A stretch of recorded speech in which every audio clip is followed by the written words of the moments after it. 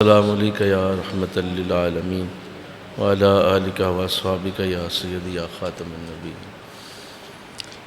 اللہ کی خاص رحمت سے اور اس کی خاص دی ہوئی توفیق سے یہ اللہ کا شکر ہے کہ اس نے ہمیں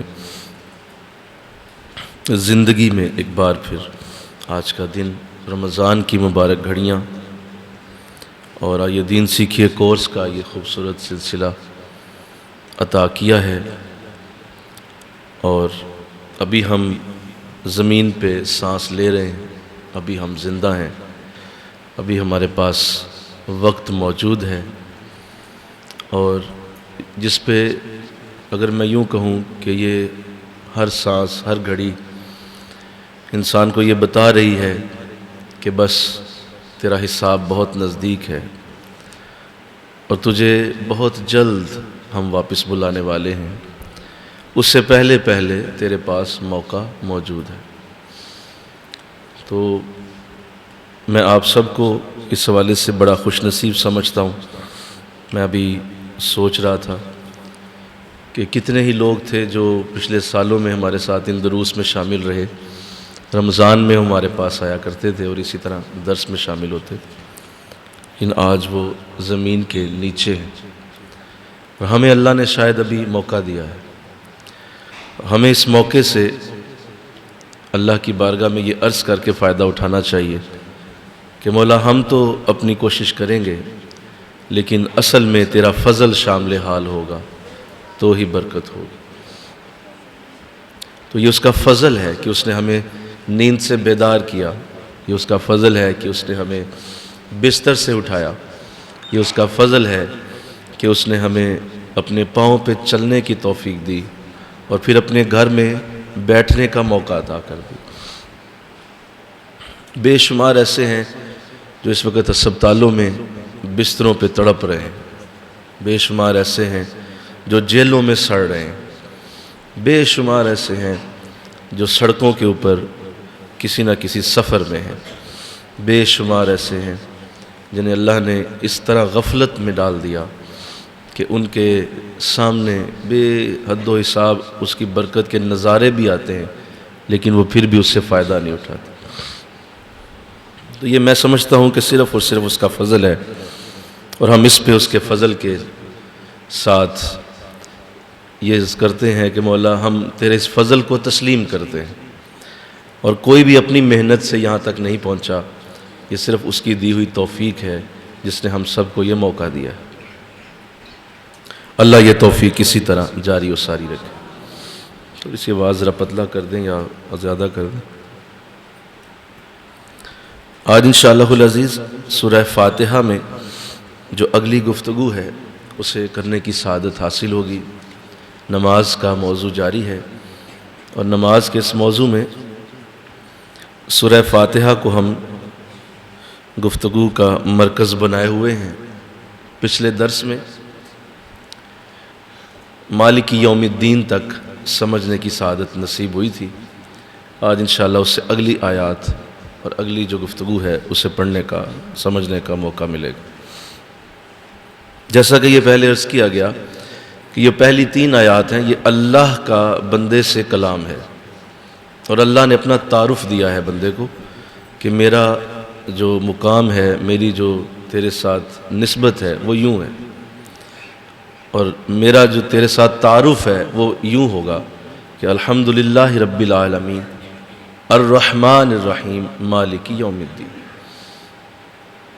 تو یہاں تک اس نے اپنا تعارف دے دیا، اب وہ بندے کو موقع دے رہا ہے، اور بندے سے یہ اب موقع دے کے وہ یہ کہنے لگا ہے کہ اے بندے، اب میں تجھے بتاتا ہوں کہ تو مجھے یوں کہے ایاک نعبد و ایاک نستعین، ہم تیری ہی عبادت کرتے ہیں۔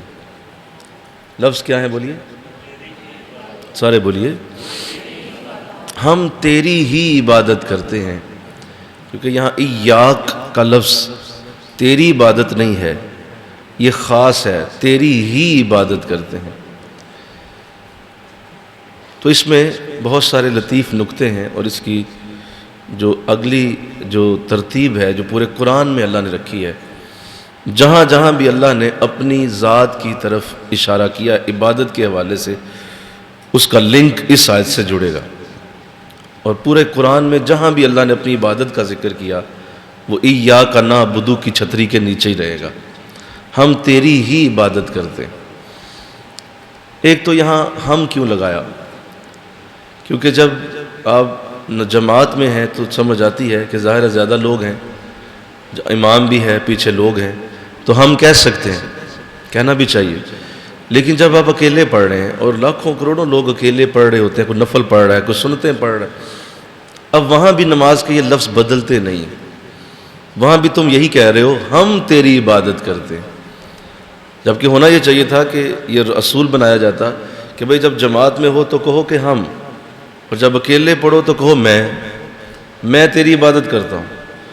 لیکن لفظ میں نے جیسے پہلے درس میں بتا دیا تھا کہ قرآن میں اور نماز میں جتنے الفاظ اللہ نے نماز کے اندر قرآن کے ڈالے ہیں وہ سارے کے سارے کبھی بدلیں گے نہیں، اسی طرح رہیں گے جس طرح اللہ نے دیے۔ تو ایاک نعبد، ہم تیری عبادت کرتے ہیں، تو وہ تو اکیلا پڑھ رہا ہے، وہ ہم کیوں کہتا ہے؟ تو اس کے پیچھے ایک لطیف نکتہ رکھا گیا کہ اے نمازی تو نماز پڑھ رہا ہے، تو اس وقت زمین کے مختلف کونوں میں مختلف جگہوں پہ اور بھی لوگ نماز پڑھ رہے ہیں، کئی لوگ نماز میں مصروف ہیں، کوئی تحیات میں ہے، کوئی قیام میں ہے، کوئی سجود میں ہے، کوئی رکوع میں ہے، کوئی کسی حالت میں ہے، تو وہ نماز کے اندر ہے۔ تو ایسا کر کہ تو اکیلی اپنی عبادت کو میرے آگے پیش نہ کر، تو ہے تو اکیلا ہی، لیکن مجھے تیرا اکیلا آنا پسند نہیں ہے، تیرا اکیلا آنا مجھے پسند نہیں۔ یہ اچھی بات نہیں کہ تو اکیلا ہی آئے، نہیں، یوں کہے ہم تیری عبادت کرتے ہیں۔ تو اس کا مطلب یہ ہوا کہ تو اب اکیلا نہ آ، بلکہ جتنے اس وقت نیک پرہیزگار، بہت سارے ولی، بہت سارے کتب، ابدال، غوث، بڑے بڑے مفسر، محدث، بڑے نعت خوان، بڑے بڑے اچھے لوگ بھی نماز میں مصروف ہیں، کہ تو ایسا کر کہ تو بے شک وہ نہیں ہے لیکن تو ان کے ساتھ شامل ہو جا، تو کہے ہم تیری عبادت کرتے ہیں۔ تو کمال کر دیا، مولا میں تو اکیلا ہی تھا اور میری تو اپنی پہچان ہی کوئی نہیں تھی، لیکن تو نے میرے ذرے کو اٹھا کے جو سمندر میں ڈالا ہے نا، اب میں ذرہ نہیں رہا، میں بھی سمندر بن گیا، مجھے بھی سمندر بنا دیا تو نے، ہم تیری ہی عبادت کرتے ہیں۔ تو اسے مراد یہ ہوئی کہ فرمایا کہ جب کوئی ایسا کہتا ہے تو اس کی عبادت کو اللہ بہت سارے نیکوں کی عبادت کے ساتھ جوڑ دیتا ہے۔ اب ان میں سے کسی ایک کی تو قبول ہوگی، بولو بھائی، کسی ایک کی تو ہوگی نا، بھائی اتنے لاکھوں لوگ نماز پڑھ رہے ہو تو یہ تو نہیں سب کی رد ہو جائے، کسی ایک کی ہو جائے گی، تو اس کی ہو جائے گی تو سب کی ہو جائے گی۔ تو یہ بخشش کا ایک بہانہ نماز کے اندر پہلے ہی دے دیا، قبولیت کا ایک انداز پہلے ہی دے دیا کہ ہم کہہ کے تو ان میں شامل ہو جا جو بے شمار لوگ نماز پڑھ رہے۔ اور پھر ہم تیری ہی کیوں کہا؟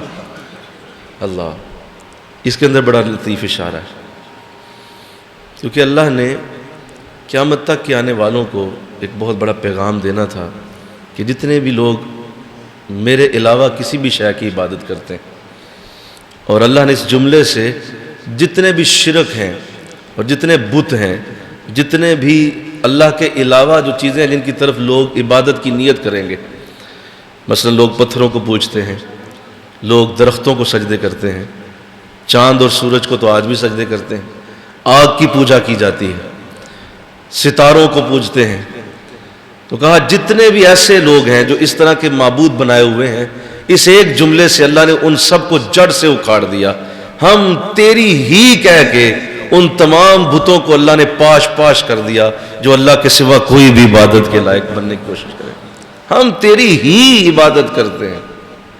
اللہ، تو شرک کو مٹانے والی آیت، شرک کو ختم کر دینے والی آیت، اللہ کی بارگاہ میں حاضری والی آیت، تیری ہی عبادت کرتے۔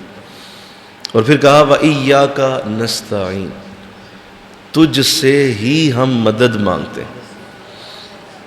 پھر ہم کہا، میں مدد مانگتا ہوں نہیں کہا، ہم مدد مانگتے ہیں، ہم سب تجھ سے مدد چاہتے ہیں۔ تو مدد اللہ کی اور اللہ نے مدد کا جو انداز اس کے اندر رکھا کہ مجھ سے کہو کہ ہم تجھ سے مدد مانگتے ہیں اور کہو کہ ہم تجھ سے مدد چاہتے ہیں، تو اس میں بڑی میں توجہ چاہوں گا. اس آیت سے پہلے بھی اللہ مدد تو تمہاری پہلے ہی کر رہا تھا. ضروری نہیں ہے کہ اس آیت کے بعد اس نے تمہاری مدد شروع کی ہے. تمہارا جو سانس ایک اندر گیا ہے اور ایک باہر آیا ہے، یہ بھی اللہ کی مدد سے آیا.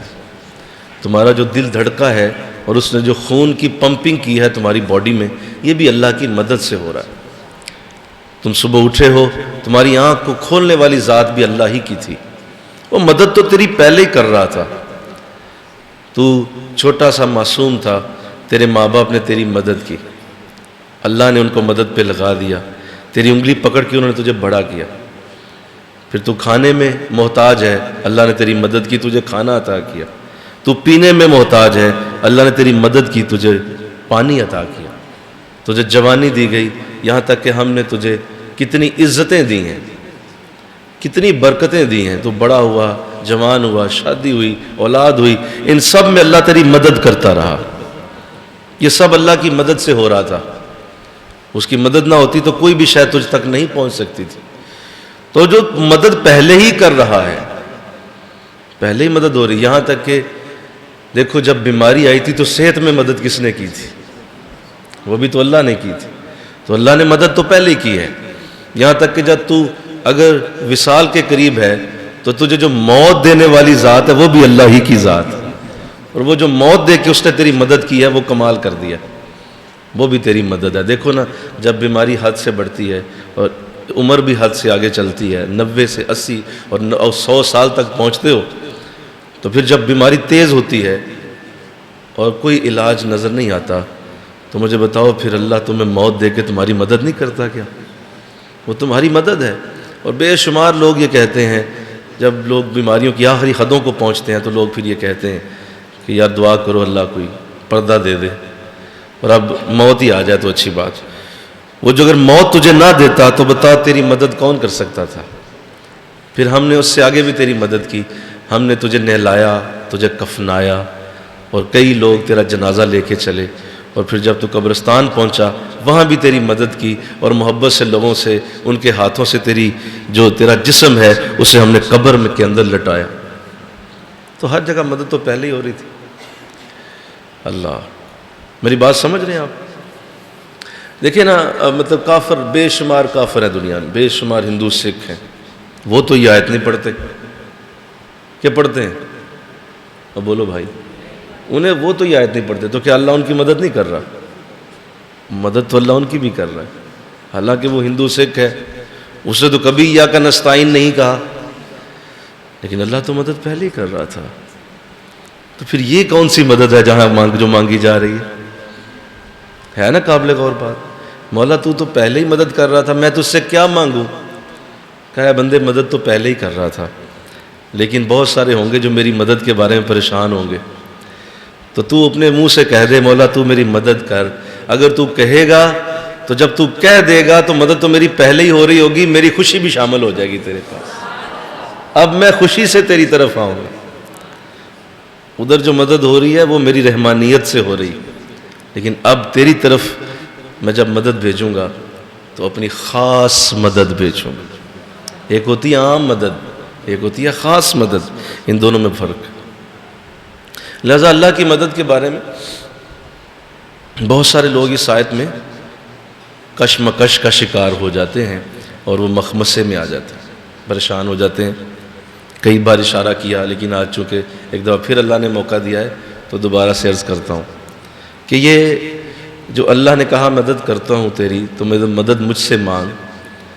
تو دنیا میں جہاں بھی اللہ کی مدد ہوگی تو اس کا کوئی نہ کوئی وسیلہ ہوگا. اللہ ڈائریکٹ خود مدد کرنے نہیں آئے گا، بلکہ کوئی نہ کوئی بولو وسیلہ دے گا.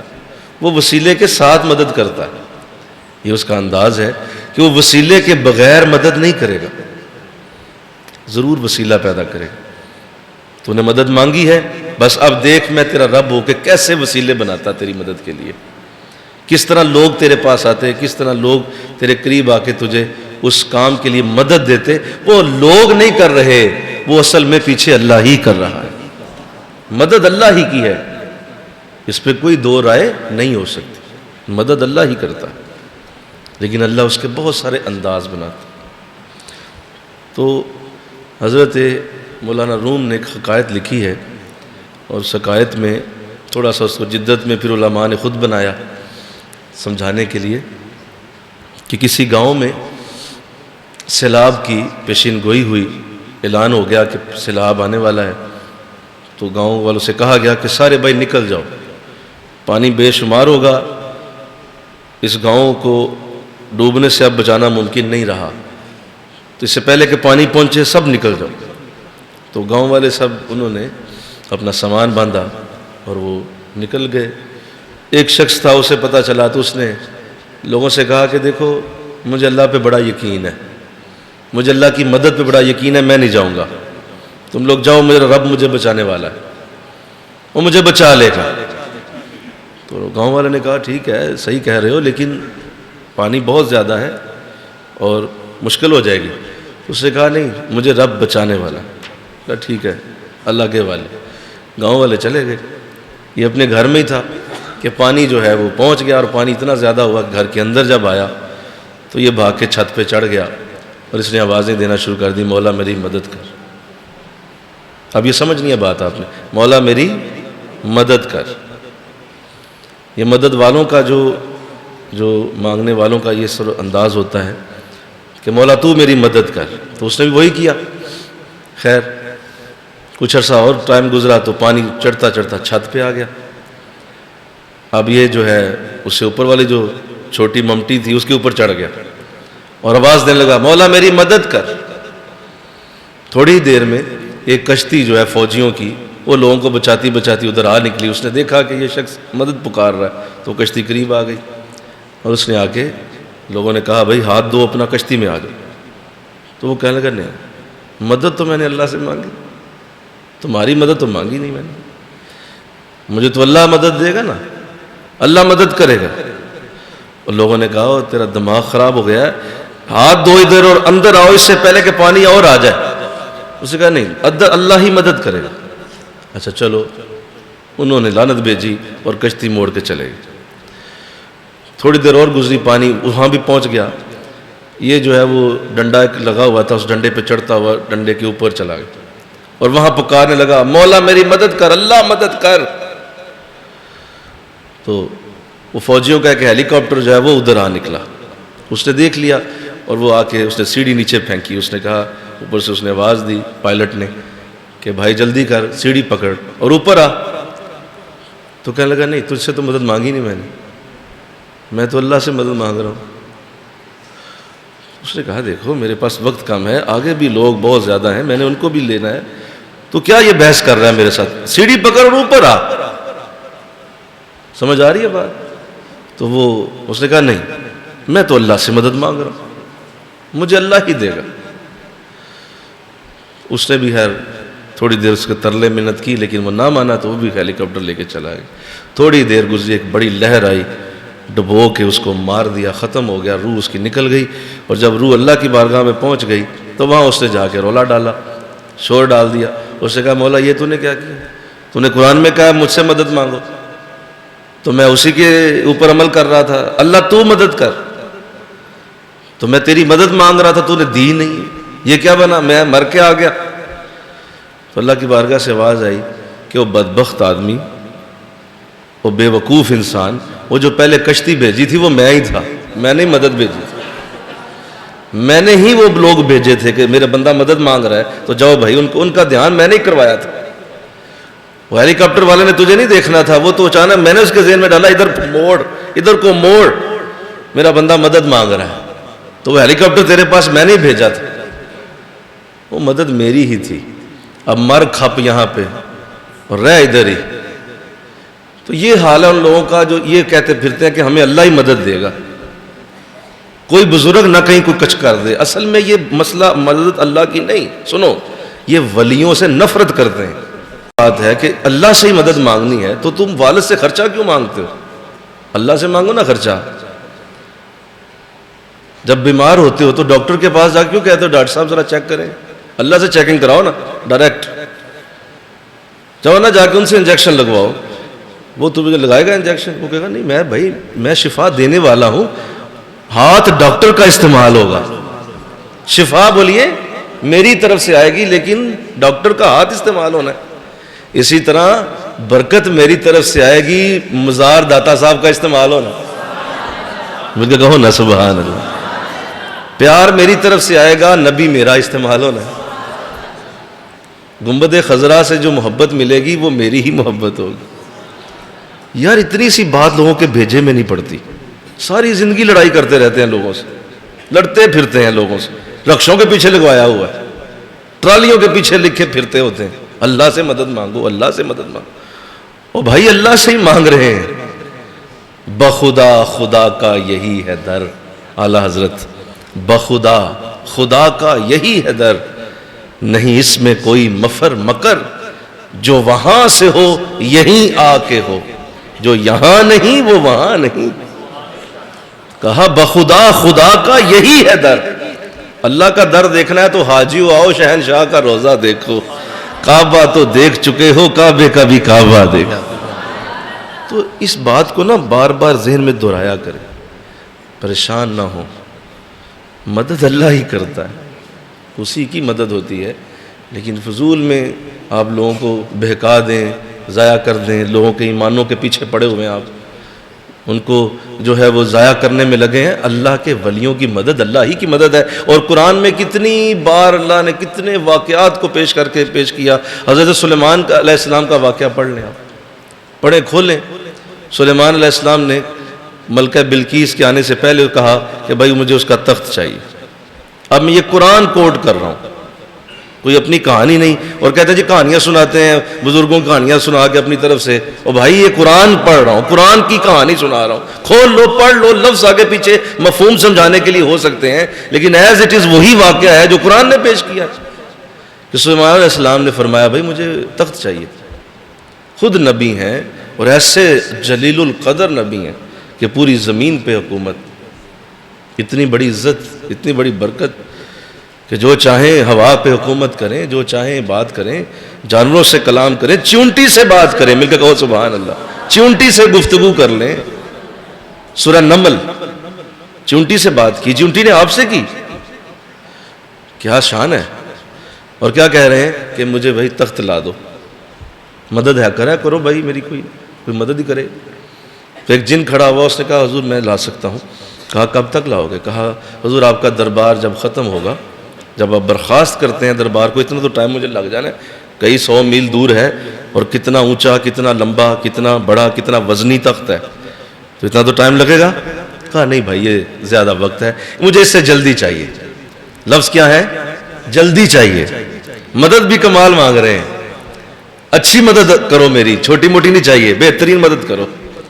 تو آپ ہی کا ایک امتی کھڑا ہوا اور اس نے کہا حضور میں اجازت چاہتا ہوں، اگر مجھے اجازت دیں تو میں لا دیتا ہوں۔ کہا کتنی دیر میں لاؤ گے؟ کہا حضور آپ اپنی آنکھ جھپکیں، پلک چپکتے ہی تخت سامنے موجود ہو۔ آنکھ جھپکی تو پلک چپکتے ہی وہ تخت سامنے۔ کہا کمال کر دیا۔ تو سلیمان علیہ السلام اپنے امتی سے کچھ کروا رہے ہیں، خود کیوں نہیں کر لیتے؟ ایک انداز بنایا کہ بڑے بھی اسی طرح کرتے ہیں، بڑوں کا انداز یہی ہوتا ہے۔ اللہ حضور علیہ السلام نے، آپ کے ایک صحابی آپ کی خدمت میں تشریف لائے، بڑی مشہور حدیث آپ نے عرض کی کہ حضور میں نابینا ہوں، نظر کام نہیں کرتی، بڑی دیر سے تکلیف ہے، تو جی چاہا کہ آج میں آ ہی جاؤں آپ کے دربار میں اور عرض کروں کہ حضور کرم فرمائیں، مجھے آنکھیں عطا ہو جائیں، مجھے اللہ دیکھنے کی توفیق دے دے، نظر میری واپس آ جائے۔ اب نظر مانگنے کے لیے صحابی حضور کے پاس آ گیا، کعبہ نہیں چاہتا وہ، اس وقت کعبہ نہیں تھا، کیا بولو سارے، کعبہ تھا نا، تو پھر بھی حضور کے پاس آیا ہے۔ حضور نے تربیت ہی صحابہ کی یہ کی ہوئی تھی، یہ سکھایا کس نے تھا صحابی کو کہ میرے پاس آنا ہے؟ اللہ نے سکھایا تھا، حضور نے بتایا تھا میرے پاس آؤ۔ تو جب آیا تو کہا حضور مجھے نظر کی ضرورت ہے، فرمایا ضرور ملے گی، انکار نہیں کیا، یہ نہیں کہا کہ اللہ سے مانگو، جو یہاں آج ہر بندہ پکڑ کے مائک تو لگا ہوا ہے اللہ سے ہی مانگو. حضور نے تو یہ نہیں کہا کہ جاؤ اللہ سے مانگو. فرمایا نہیں ایسا کرو، جاؤ جا کے 2 نفل پڑھو، اللہ کی بارگاہ میں 2 نفل پڑھو، اور پھر دعا کے لیے جب ہاتھ اٹھاؤ گے نا تو بس اتنا کہہ دینا کہ وہ جو اے مولا تیرے رسول بیٹھے ہیں ان کے وسیلے سے مجھے نظر عطا فرما. اچھا میں اس حدیث کو بارہا پڑھا ہے اور میں بار بار اس لفظ کو پڑھتا تھا کہ شاید کوئی مجھ سے غلطی نہ ہو جائے لفظ میں. اب لفظ میں یہی ہے کہ ان کے وسیلے سے نظر دے دے. تو وہ صحابی گیا اور اس سے جا کے 2 نفل پڑھے. اس نے دعا مانگی کہ مولا وہ جو تیرے رسول ہیں انہوں نے بھیجا ہے اور وہ فرما رہے ہیں کہ ان کے وسیلے سے مجھے نظر دے دے. تو صحابہ فرماتے ہیں ہم نے دیکھا کہ وہ اپنی آنکھوں سے چلتا ہوا پھر حضور کی خدمت میں حاضر ہوا، وہ خود آیا. تو میرا خیال ہے یہ کانسیپٹ کلیئر ہو گیا. بولو سارے ہو گیا کلیئر؟ آپ کو ہو گیا؟ وہ جو پیچھے بیٹھے آپ کو بیٹھو ہو گیا جی. اب مدد بولو سارے اللہ ہی کی ہوتی ہے، لیکن اس کے لیے اللہ وسیلے بناتا ہے. ہاں جی، آئندہ اس ٹریپ میں نہیں پھنسنا، آپ نے اس ٹریپ میں نہیں جانا. اب دیکھو جو چھوٹا ہوگا چھوٹی مدد کرے گا، بولو بھائی، جو تھوڑا بڑا ہوگا بڑی مدد کرے گا، جو اس سے بڑا ہوگا اس سے بڑی کرے گا.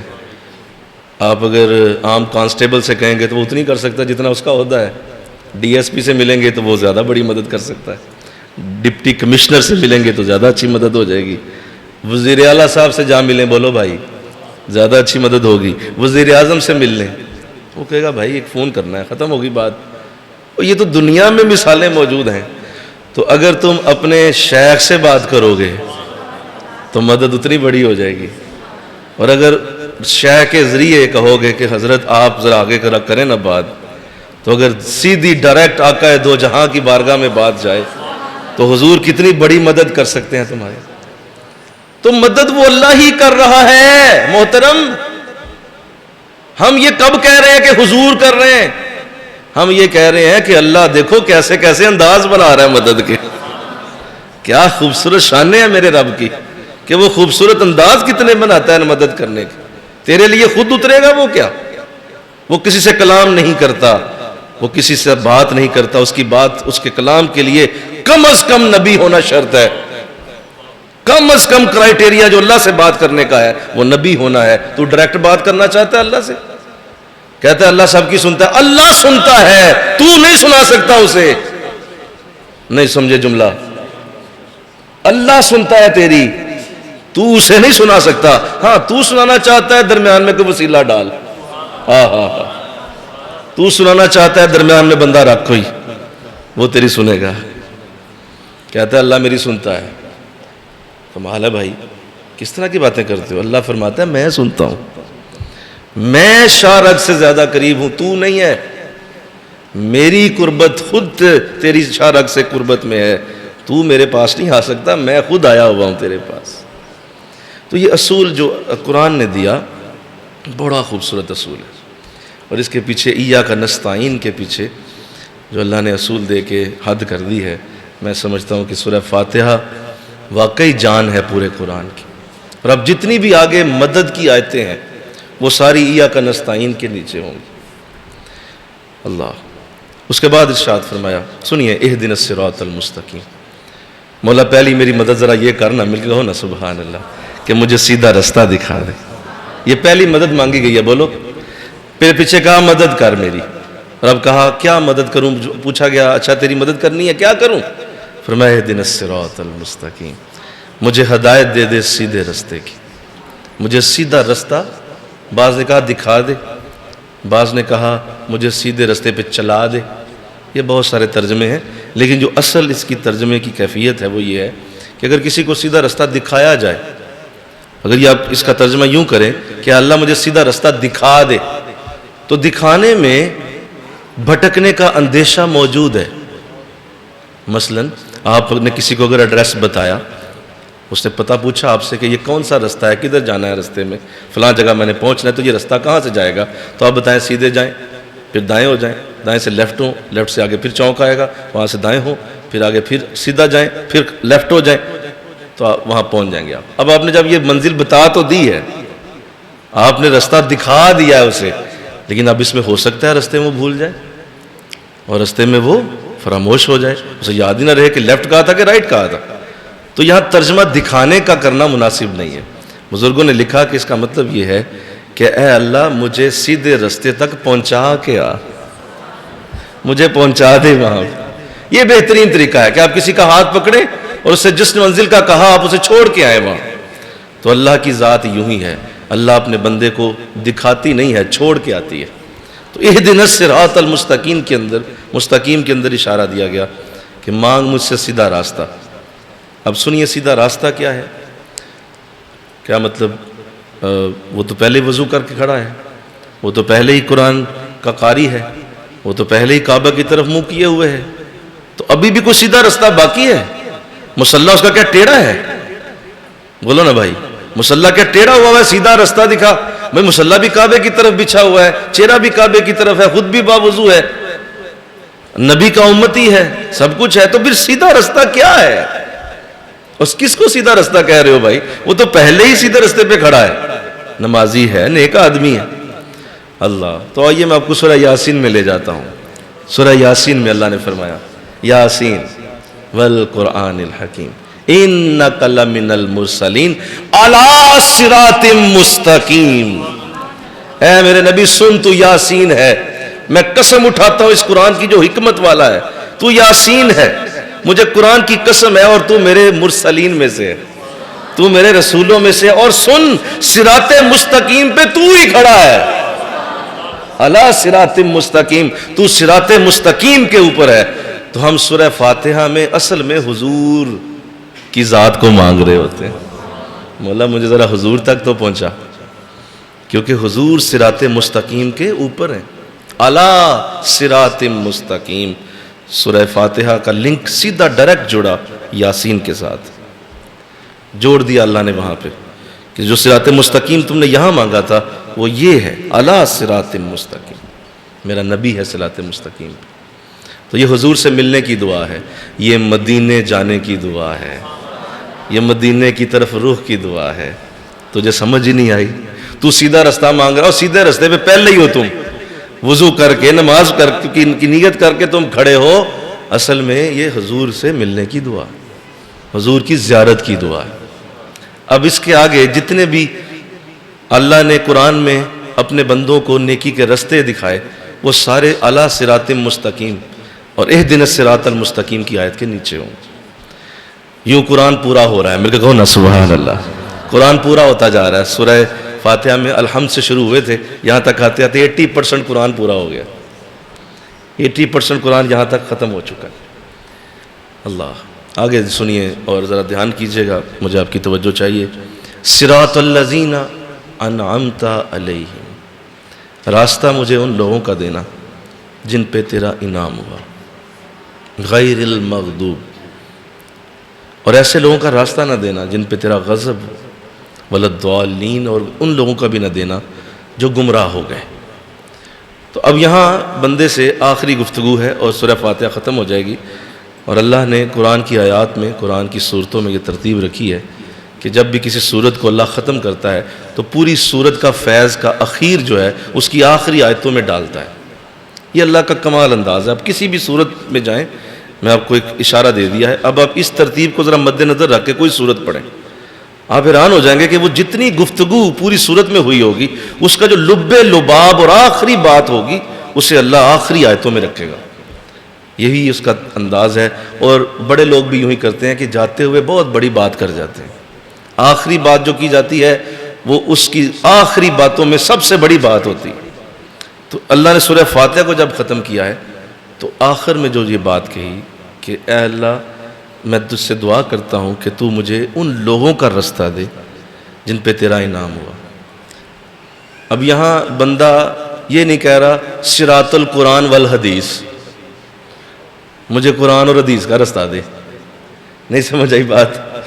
بعض اسی میں لگے رہتے ہیں نا جی، قرآن حدیث ہی پڑھو تو قرآن اور حدیث کا راستہ مجھے دے دے. یہ تو نہیں کہا بھائی.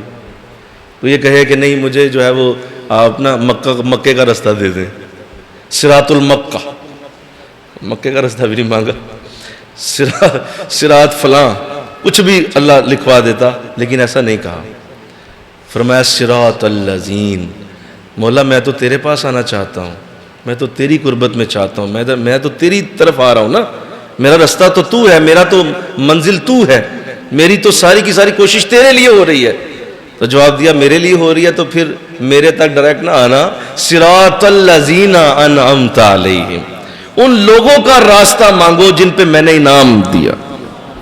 لوگ، پیپل، پرسنز، پرسنالٹیز، لوگوں کی بات ہو رہی ہے محترم۔ اچھا مولا کیا میں ڈائریکٹ نہیں آ سکتا تیرے ساتھ؟ یہ ڈائریکٹ والے صحیح پکڑے جاتے ہیں شاید، میں ڈائریکٹ نہ آ جاؤں؟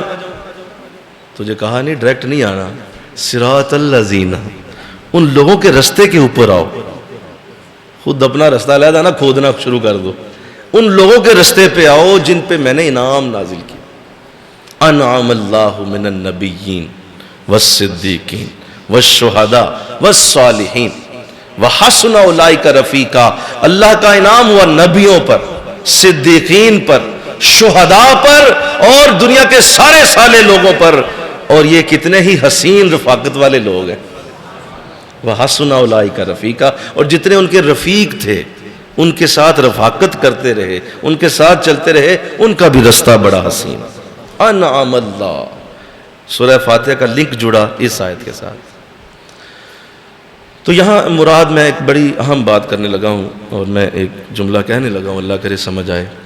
اللہ اللہ کیے جانے سے، سارے بولو نا یار، یہ تم پڑھ دو ذرا، اللہ اللہ کیے جانے سے اللہ نہ ملے، اللہ والے ہیں جو اللہ سے ملا دیتے ہیں۔ تمنا درد دل کی ہو تو کر خدمت فقیروں کی، نہیں ملتا یہ گوہر، سارے بولو، بادشاہوں کے خزینوں سے۔ تو یہ جو علامہ لکھ گئے ہیں وہ سچ لکھ گئے، وہ اسی آیت کا ترجمہ ہے، یہ شعر نہیں ہے، یہ آیتوں کے ترجمے ہیں، یہ آیتوں کی ٹرانسلیشنز ہیں جو علامہ نے کی ہے۔ کی محمد سے وفاتوں نے، سب سے بڑا انعام تو آپ پہ ہوا ہے نا، بولو انعم اللہ من النبیین، اللہ نے نبیوں پہ سب سے بڑا انعام نازل کیا، اور نبیوں کے سردار حضور ہیں، تو سب سے بڑا انعام بھی آپ پہ اترا۔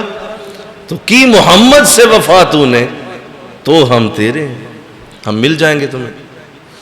تو یہ جو آیت کریمہ ہے، اس میں ایک تو یہ کہا کہ لوگوں کی وجہ سے مجھ تک آنا ہوگا، لہذا کوئی مرشد ہوگا، کوئی تمہارا رہنما ہوگا، کوئی تمہارا گائیڈ ہوگا، کوئی تمہیں بتانے والا ہوگا، کوئی استاد ہوگا، اور اس کا وہ رستہ، پھر جس رستے پہ وہ چل کے اللہ کی بارگاہ میں پہنچے ہیں، تم بھی اس رستے پہ آ جاؤ۔ بس سادی سی بات ہے یار، آ جاؤ، تم بھی آ جاؤ بھائی، مجھے کوئی مسئلہ ہے؟ تو بھی آ جا، تو بھی آ جا، تو بھی میری رحمت لے لے، ہم کوئی انکار تھوڑی کریں گے کہ نہیں نہیں فلاں کو دی تھی تجھے نہیں دیں گی، اگر تو اسی رستے پہ آئے گا تجھے بھی مل جائے گا۔ بھائی جس رستے پہ سارے چل کے لاہور پہنچے ہیں، تو بھی اسی رستے پہ لاہور چلا جا، کہ تو کہ نہیں میں زمین کے اندر سے کھود کے جاؤں گا، اللہ کا رستہ بناؤں گا اپنا، تو پاگل ہے۔ اور بھائی جی ٹی روڈ چل رہی ہے نا، لوگ جا رہے ہیں لاہور، نہیں سمجھ آئی بات؟ اور کدھر ہو یار؟ تو چلا جانا تو بھی جی ٹی روڈ سے۔ نہیں میں نہیں، نہ میں اکیلا الگ جاؤں گا۔ یہ بڑی سخت فتنے کی بات، اور اس نے لوگوں کا ایمان جلا دیا، لوگوں کے ایمان سڑ گئے، سوا ہو گئے۔ اکیلے چلنے والے اور اکیلے مصلے پہ پڑھنے والے، اسی چیز کو تو حضور توڑنے آئے تھے، بولو۔ وہ کہتا تھا میرا خدا الگ ہے، بولو۔ یہ جتنے بھی کافروں کے اندر معاملے، وہ یہی کہتے تھے، وہ کہتے تھے ساڈا خدا یہ، میرا خدا یہ ہے، دوسرا کہتا میرا خدا یہ ہے، تیسرا کہتا یہ ہے، چوتھا کہتا یہ۔ انہوں نے تو ہزاروں خدا بنائے ہوئے تھے۔ تو حضور نے آ کے بتایا نہیں، سارے اکٹھے ہو جاؤ، سب کا خدا ایک ہی ہے۔ آئے یہ جو الگ الگ پھر رہے ہو، اس خدا کو خدا بنایا، اس خدا کو خدا بنایا، اس خدا کو خدا بنایا، یہ سب الگ الگ جو جا رہے ہو، یہ خدا کا رستہ نہیں ہے۔ خدا کا رستہ اکٹھے ہو کے آؤ، ایک ہی طرف ہے۔ تو یہ اکیلے اکیلے، ہمارے ساتھی بتانے لگے کہ وہ حرم میں جمعہ پڑھنے گئے، تو وہاں اتفاق سے جو امام کعبہ تھے وہ جمعہ کا خطبہ دے، انہوں نے آج کل وہ دی ہوئی ہے نا، وہ کانوں میں لگا لیتے ہیں، تو اس میں جو بھی وہ امام صاحب پڑھ رہے ہوتے ہیں اس کا ترجمہ آپ کو وہ مل رہا ہوتا ہے۔ اگر آپ انگلش میں سننا چاہتے ہیں انگلش میں سننے، اردو میں، جو مرضی زبان لگا۔ تو وہ کہتے ہیں میں نے وہ لگائی ہوئی تھی، تو وہ جو پڑھ رہے تھے وہ اردو میں سن رہا تھا۔ انہوں نے وہ ایک حدیث پڑھی، آقا علیہ السلام کی حدیث، حضور اسلام نے ارشاد فرمایا کہ اللہ کا ہاتھ جماعت پہ ہے، ید اللہ علی الجماع، اللہ کا ہاتھ جماعت کے اوپر ہے۔ لفظ کیا ہے سارے بولو؟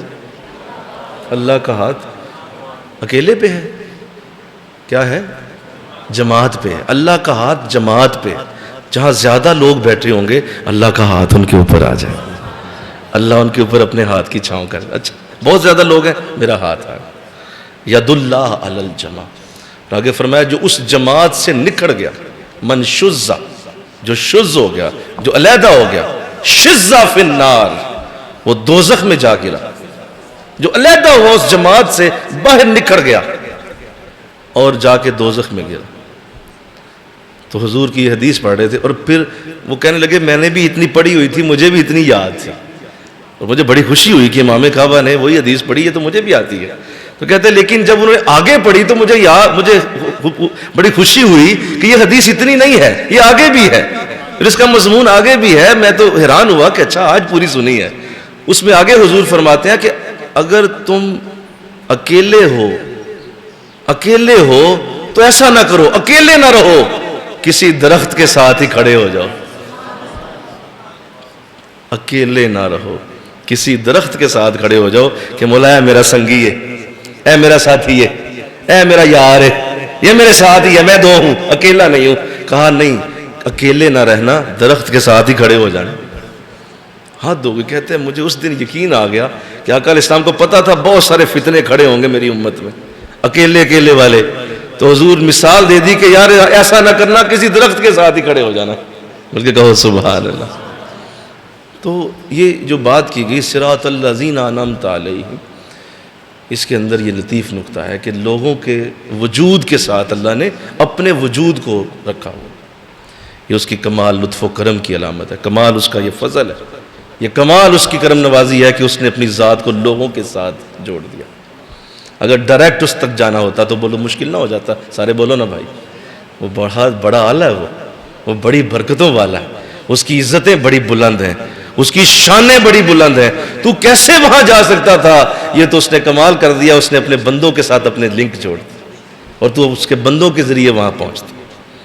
اللہ حضرت مجدد الفیضانی رحمۃ اللہ علیہ نے مکتوبات شریف میں لکھا، بہت خوبصورت جملہ آپ کا اور بڑا مشہور جملہ، صوفیوں کے لیے جان ہے یہ جملہ۔ آپ فرمایا کرتے تھے کہ لوگوں سنو، اگر تم خود اللہ تک جانا چاہتے ہو اور اکیلے ہی اللہ کو پانا چاہتے ہو، ذکر کرتے رہتے ہو، اللہ اللہ کرتے رہتے ہو، تسبیح پڑھتے ہو، فلاں میں وظیفہ کر رہا ہوں، کر کے تم اللہ کی ذات کو پانا چاہتے ہو، فرمایا 50,000 سال لگیں گے۔ کتنے؟ میں نے اس لیے رک کے بولا تھا کہ یہ یاد رہے، فگر یاد ہو جائے۔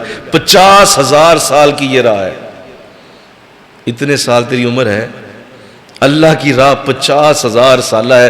میں وہ لفظ دکھاؤں گا مکتوبات میں، اللہ کی راہ 50,000 سالہ ہے، لیکن اگر تمہیں کسی اللہ والے کا ساتھ مل جائے تو وہ ایک لمحے میں تمہیں خدا تک پہنچا سکتا ہے،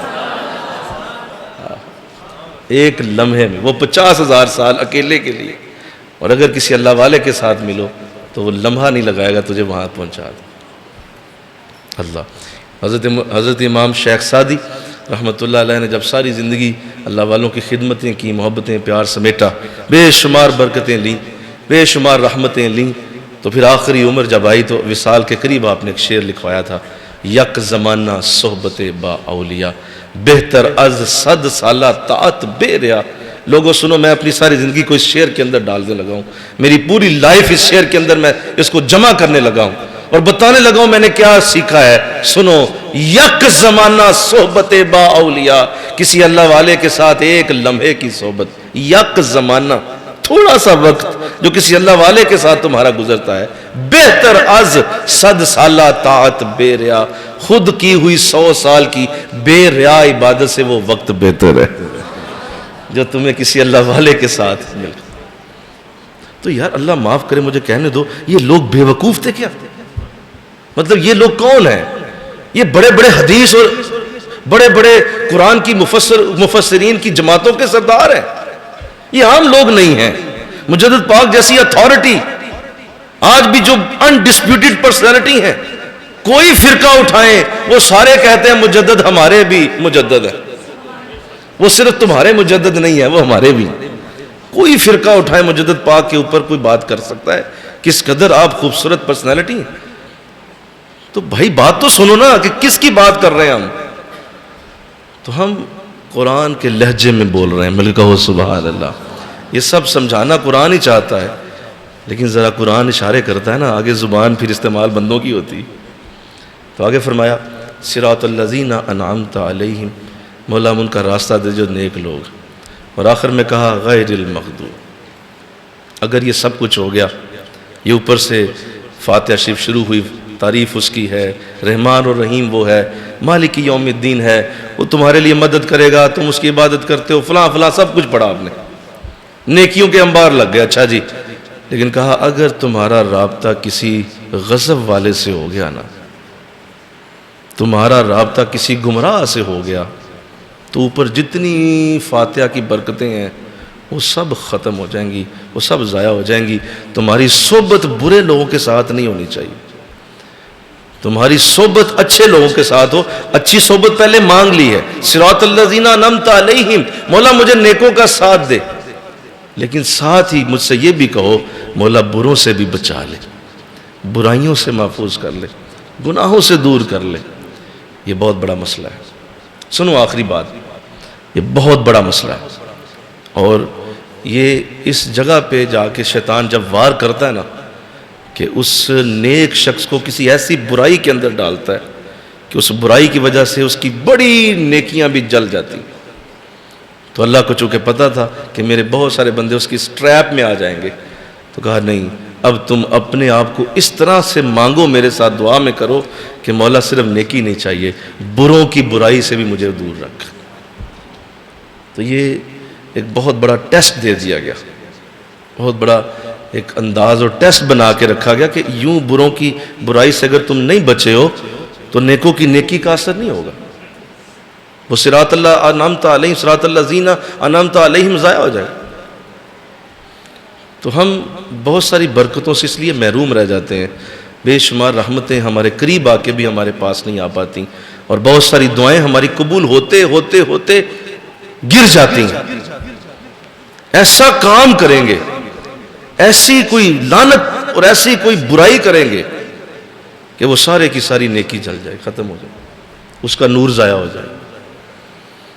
تو آپ نیکوں کی جو صحبت مانگ رہے ہیں تو محترم اب آپ نے خود بچنا بھی ہے برائیوں سے۔ یہ نہیں ہوگا کہ آپ ایک طرف اپنے شیخ کے پاس بیٹھ کے آئے ہیں اور وہاں جا کے اللہ اللہ کی ہے، ان کی خدمت میں بیٹھ کے آپ نے ذہن روح پاک کر لی، واپس آ کے پھر گٹر میں گر گئے، تو اب اللہ والے کا کیا قصور ہے اس میں؟ اس شیخ کی تو برکت تمہیں دی گئی تھی، تم خود گٹر میں گر کے اپنے کپڑے خراب کر لو تو اس کا کیا قصور ہے بھائی؟